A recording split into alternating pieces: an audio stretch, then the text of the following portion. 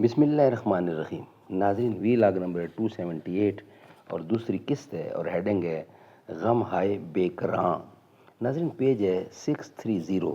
ناظرین مین ہمارا چپٹر جو چل رہا ہے وہ ہے رفیق اعلیٰ کی جانب الوداعی آثار، یہ ہیڈنگ ہے، یعنی کہ حضور اکرم صلی اللہ علیہ وسلم آخری وقت ان کا بیان کیا جا رہا ہے۔ حضور اکرم صلی اللہ علیہ وسلم کا آخری وقت، یعنی رفیق اعلیٰ، یعنی اللہ تعالیٰ کی طرف جو روانگی ان کی، الوداعی آثار، یہ ہیڈنگ ہے۔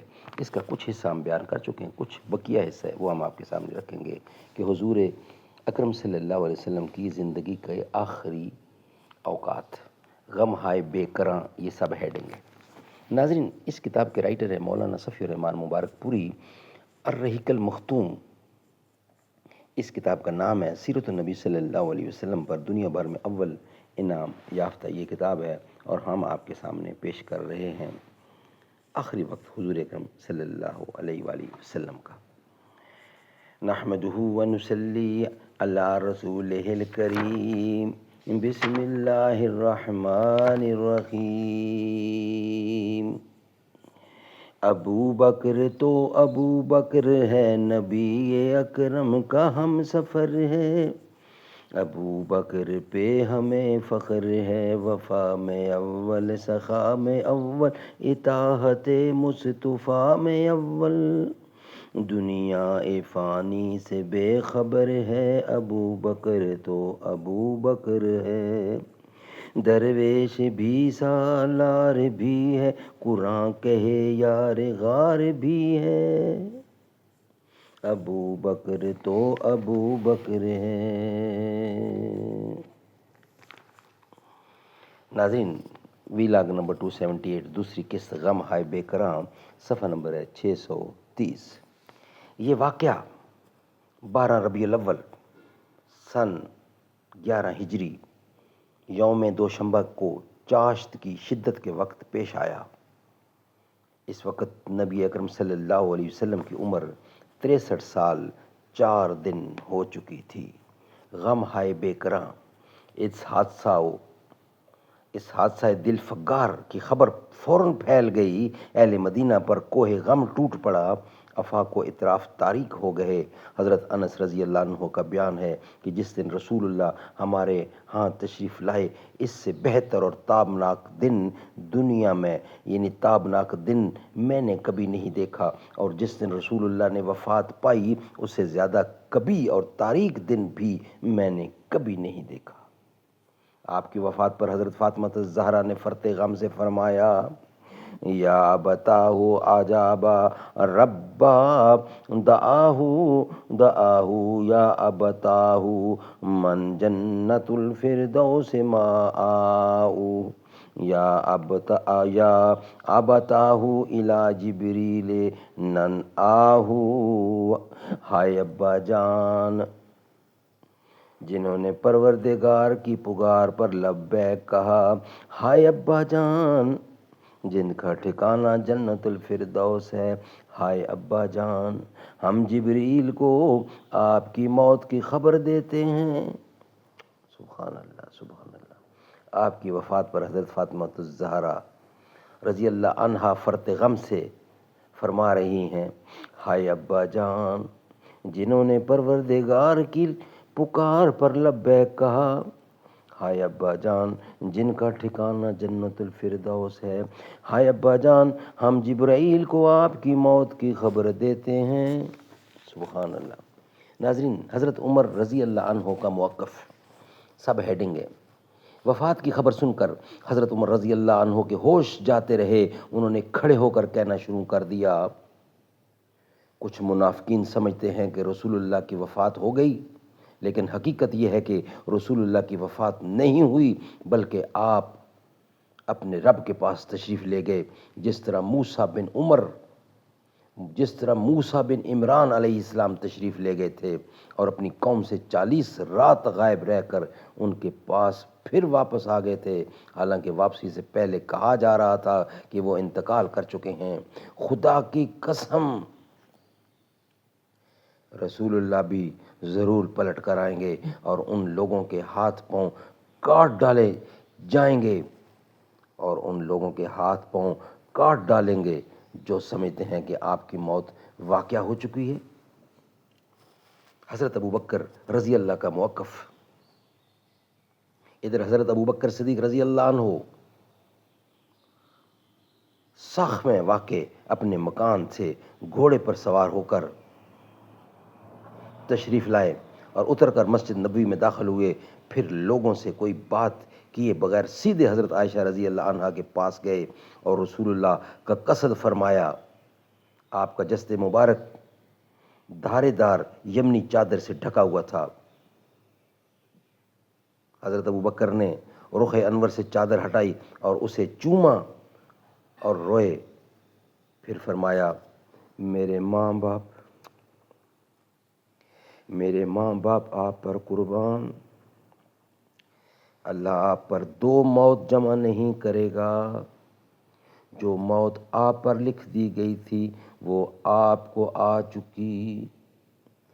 میرے ماں باپ آپ پر قربان، اللہ آپ پر دو موت جمع نہیں کرے گا۔ جو موت آپ پر لکھ دی گئی تھی وہ آپ کو آ چکی۔ اس کے بعد ابو بکر صدیق رضی اللہ باہر تشریف لائے۔ اس وقت بھی حضرت عمر رضی اللہ لوگوں سے باتیں کر رہے تھے۔ حضرت ابو بکر صدیق نے ان سے کہا عمر بیٹھ جاؤ، حضرت عمر نے بیٹھنے سے انکار کر دیا۔ ادھر صحابہ کرام حضرت عمر کو چھوڑ کر حضرت ابوبکر کی طرف متوجہ ہو گئے۔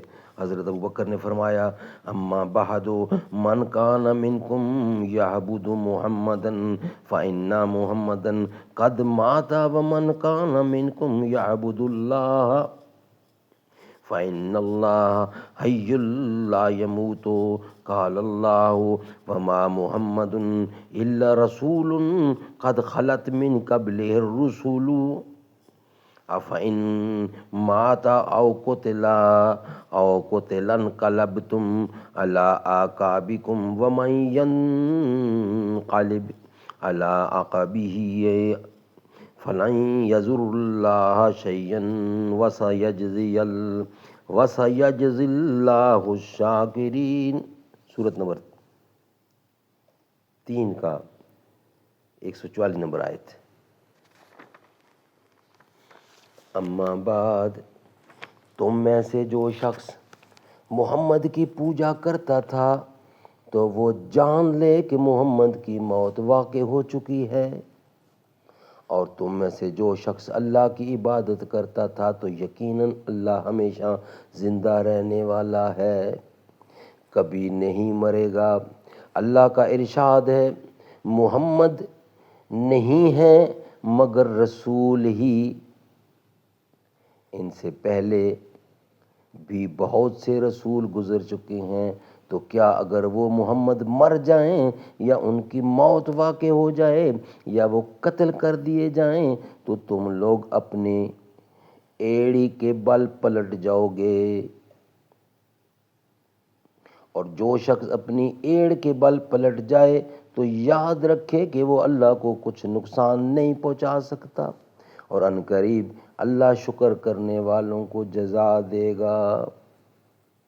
سبحان اللہ، سبحان اللہ۔ ناظرین، یہ پھر ریپیٹ کرتا ہوں، صدیق اکبر کیا فرماتے ہیں؟ اما بعد، تم میں سے جو شخص محمد صلی اللہ علیہ وسلم کی پوجا کرتا تھا تو وہ جان لے کہ محمد صلی اللہ علیہ وآلہ وسلم کی موت واقع ہو چکی ہے، اور تم میں سے جو شخص اللہ کی عبادت کرتا تھا تو یقیناً اللہ ہمیشہ زندہ رہنے والا ہے، کبھی نہیں مرے گا۔ اللہ کا ارشاد ہے محمد نہیں ہے مگر رسول ہی، ان سے پہلے بھی بہت سے رسول گزر چکے ہیں، تو کیا اگر وہ محمد مر جائیں یا ان کی موت واقع ہو جائے یا وہ قتل کر دیے جائیں تو تم لوگ اپنی ایڑ کے بل پلٹ جاؤ گے؟ یہ سوال کیا انہوں نے۔ اور جو شخص اپنی ایڑ کے بل پلٹ جائے تو یاد رکھے کہ وہ اللہ کو کچھ نقصان نہیں پہنچا سکتا، اور ان قریب اللہ شکر کرنے والوں کو جزا دے گا۔ صحابہ کرام کو جب جو اب تک فرط غم سے حیران و ششدرہ تھے صحابہ کرام، انہیں حضرت ابوبکر صدیق کا یہ خطاب سن کر یقین آ گیا کہ رسول اللہ واقعی رحلت فرما چکے ہیں۔ چنانچہ حضرت ابن عباس کا بیان ہے کہ واللہ ایسا لگتا تھا گویا لوگوں نے جانا ہی نہ تھا کہ اللہ نے یہ آیت نازل کی ہے۔ یہاں تک کہ ابو بکر صدیق رضی اللہ نے اس کی تلاوت کی تو سارے لوگوں نے ان سے یہ آیت اخذ کی، اور اب جس کسی انسان کو میں سنتا تو وہ اسی کی تلاوت کر رہا تھا۔ حضرت سعید بن مسیب کہتے ہیں کہ حضرت عمر رضی اللہ نے فرمایا واللہ میں نے جوں ہی ابو بکر کو یہ آیت تلاوت کرتے ہوئے سنا، انتہائی متحیر اور دشت زدہ ہو کر رہ گیا، حتیٰ کہ میرے پاؤں مجھے اٹھا ہی نہیں رہے تھے، اور حتیٰ کہ ابو بکر کو اس آیت کی تلاوت کرتے سن کر میں زمین پر گر پڑا، کیونکہ میں جان گیا کہ واقعی نبی صلی اللہ علیہ وسلم کی موت واقع ہو چکی ہے۔ ناظرین، اس کا نیکسٹ ہیڈنگ ہے تجہیز و تکفین اور تدفین۔ تجہیز و تکفین اور تدفین۔ ادھر نبی اکرم صلی اللہ علیہ وسلم کی تجہیز و تکفین سے پہلے ہی آپ کی جانشینی کے معاملے میں اختلاف پڑ گیا۔ ثقیفہ بن سعدہ میں مہاجرین و انصار کے درمیان بحث و مناقشہ ہوا، مجادلہ و گفتگو ہوئی، تردید و تنقید ہوئی، اور بالآخر حضرت ابوبکر صدیق کی خلافت پر اتفاق ہو گیا۔ اس کام میں 2 شنبہ کا باقی ماندہ دن گزر گیا اور رات آ گئی۔ لوگ نبی اکرم صلی اللہ علیہ وسلم کی تجہیز و تکفین کی بجائے اس دوسرے کام میں مشغول رہے۔ پھر رات گزری اور منگل کی صبح ہوئی۔ اس وقت تک آپ کا جسد مبارک ایک دھاری دار یمنی چادر سے ڈھکا بستر ہی پر رہا۔ گھر کے لوگوں نے باہر سے دروازہ بند کر دیا تھا۔ منگل کے روز آپ کو کپڑے اتارے بغیر غسل دیا گیا۔ غسل دینے والے حضرات یہ تھے: حضرت عباس، حضرت علی، حضرت عباس کے 2 صاحبزادگان فضل اور قسم، رسول اللہ کے آزاد کردہ غلام شکران، حضرت اسامہ بن زید اور اوس بن خولی رضی اللہ عنہم۔ حضرت عباس، فضل اور قسم آپ کی کروٹ بدل رہے تھے، حضرت اسامہ اور شکران پانی بہا رہے تھے، حضرت علی مرتضیٰ شیر خدا غسل دے رہے تھے، اور حضرت اوس نے آپ کو اپنے سینے سے ٹیک دے رکھی تھی۔ اس کے بعد آپ کو 3 سفید یمنی چادروں میں کفنایا گیا، ان میں کرتا اور پگڑی نہ تھی۔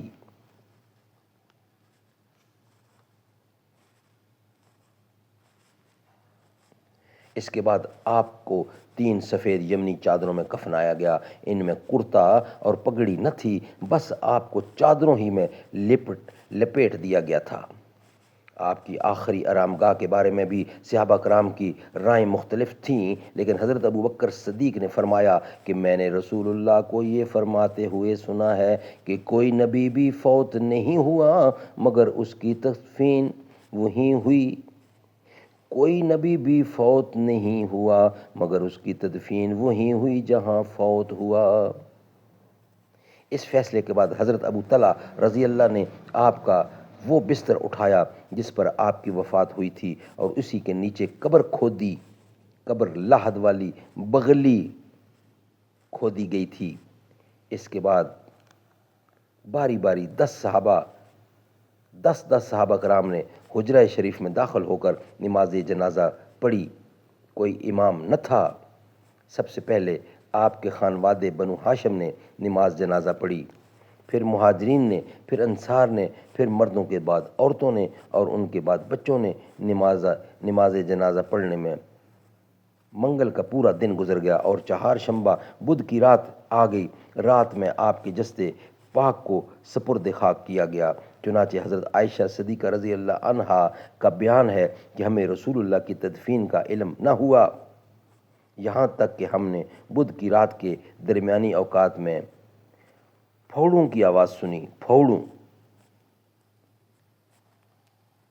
ناظرین، مختصر سیرت الرسول واقعہ وفات کی تفصیل کے لیے دیکھیے۔